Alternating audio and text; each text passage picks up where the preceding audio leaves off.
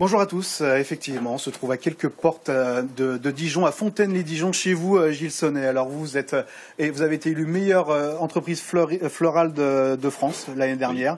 Et du coup, c'est un lundi matin, c'est particulier parce que d'habitude c'est fermé le lundi matin. Le lundi matin, c'est fermé et aujourd'hui, toute l'équipe est là pour préparer les compositions pour le 1er mai, avec du muguet, bien sûr. Alors, c'est quand même assez particulier, hein, cette fleur si éphémère. Ça dure que 5 jours dans l'année, les ventes de muguet. Et encore, vous me disiez, la particularité de cette plante, c'est que c'est simple, mercredi, personne ne viendra vous acheter du muguet, hein, c'est quand même étonnant. Il y a 2-3 retardataires, mais c'est pas significatif. Mais c'est vrai que c'est le jour même, la veille, l'avant-veille à la rigueur. Le jour même, c'est le symbole de la fleur porte-bonheur.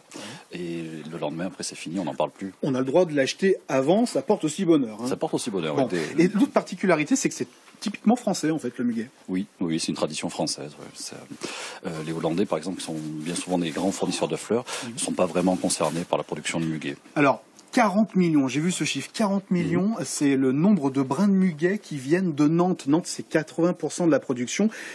On a un bel exemple là de brins de muguet nantais, c'est ça? C'est ça. C'est un muguet qui est classé dans les muguets extra, c'est-à-dire qu'il a au moins 13 clochettes, celui-ci en a 17 ou 18, ce qui permet d'avoir une belle fleur et une belle qualité de tige avec quelque chose de bien droit et bien dur. Alors la star du muguet, peut-être que les téléspectateurs ont remarqué qu'il y a un autre muguet plus petit, rose. C'est quoi ce muguet? Alors celui-ci, il vient de mon jardin.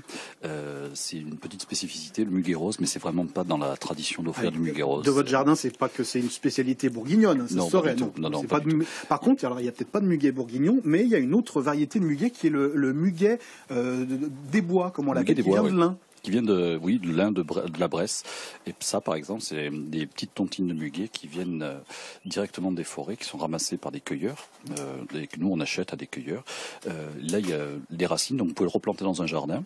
C'est une muguet qui est plus petit, qui est moins bien calibré, mais qui a toujours tout à fait son effet pour le porte-bonheur. Alors, on parlait justement des cueilleurs. Il y a une législation qui est assez dure, hein, parce que les cueilleurs qui veulent vendre les petits brins de muguet, parce que quand on est enfant, on aime bien aller acheter à sa maman un petit brin de muguet dans la rue, il faut qu'il soit à moins de 40 mètres d'un fleuriste. C'est ça la règle. Il y a des arrêtés préfectoraux, et en général, c'est bien encadré. Évidemment, c'est pas toujours respecté. C'est dommage, parce que le fleuriste a des charges et il a besoin de travailler ce jour-là, parce que les salaires coûtent cher, etc. Et du coup, il faut quand même qu'il puisse tirer une rentabilité. C'est vrai que les vendeurs à la sauvette, comme on les appelle, doivent se trouver assez loin des magasins de fleurs. Ils ne doivent pas vendre du muguet emballé, ni associé à d'autres fleurs comme des petites roses, etc.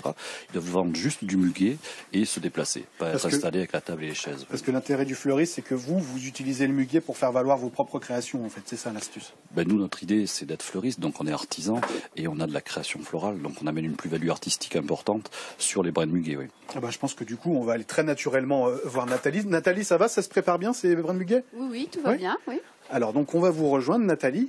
Et donc, vous êtes en train justement de réaliser des réalisations parce que, du coup, on l'a dit, hein, les enfants aiment bien aller acheter ou cueillir les petits brins de muguet. Puis, il y a les autres, ceux qui ont un peu plus de moyens, qui viennent chez les fleuristes. Qu'est-ce que vous êtes en train de réaliser?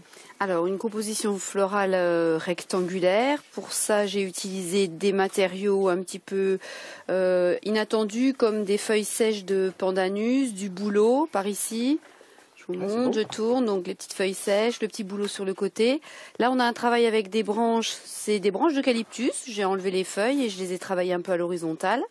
Et après, je mets mon muguet en valeur. Alors, vous me disiez tout à l'heure, quand on préparait l'émission, vous me disiez que vous aimez bien travailler le muguet. Oui, parce que c'est une fleur délicate et puis raffinée et puis elle sent bon.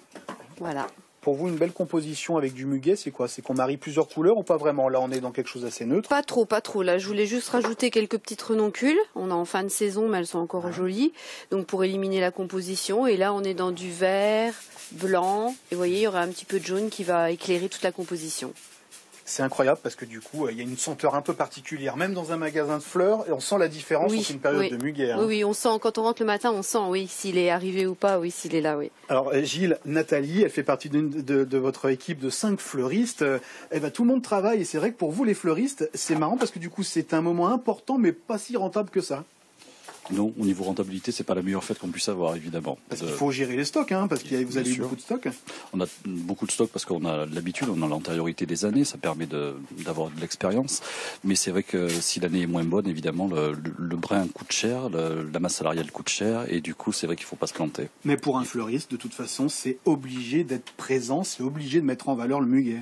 On est un commerce de service, donc on est là toute l'année pour nos clients. Il n'y a pas de raison qu'au 1er mai, on ne soit pas là non plus.